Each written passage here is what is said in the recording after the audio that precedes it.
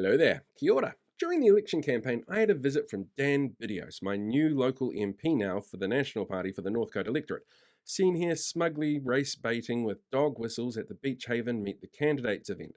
I raised with him a couple of different issues, and one of those was around rainbow rights, because when you have an evangelical leader for a political party, rainbow communities are really concerned about what that means for their rights. And I got told, don't worry, we will control the Prime Minister on this. Because that's what you want to hear. MPs are the ones controlling the Prime Minister. The Prime Minister's not the one actually in control. Anyway, during the election, to his credit, Christopher Luxon did actually say that conversations around bathrooms and trans people were pointless, that he had no time for them and didn't see them as being an issue that the government should deal with. Anyway, fast forward to the coalition agreements, and the one with New Zealand First sneaks in a couple of little culture war things because, they're the worst.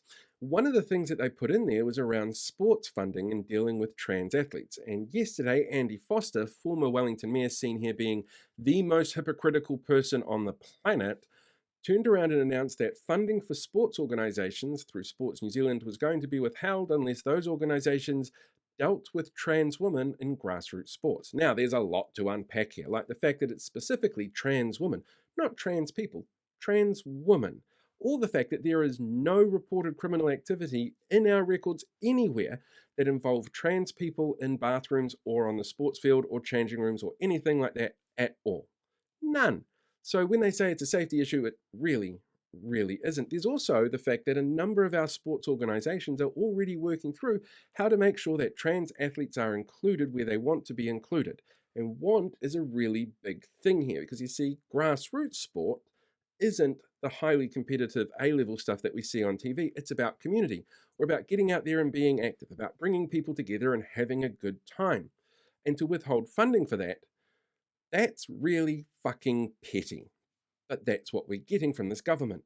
And then to make things even more disgustingly awful, Chris Bishop, who was our sports minister, turned around and said, you know what, I'm a bit uncomfortable discussing this because this is a New Zealand First policy and coalition deals are tricky.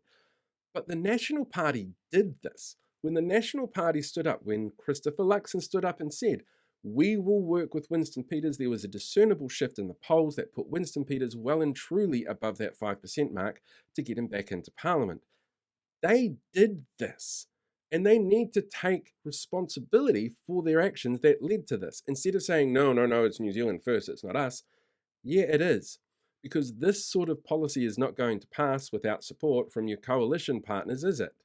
So, yeah, when it comes to being all for the rights of the rainbow community, this government is already doing the things that it told people it wasn't going to do, that they told the rainbow community that they didn't have to fear. And now they're going out of their way to basically support a coalition partner who is doing these things to help the cookers feel good about themselves. And that's a real concern.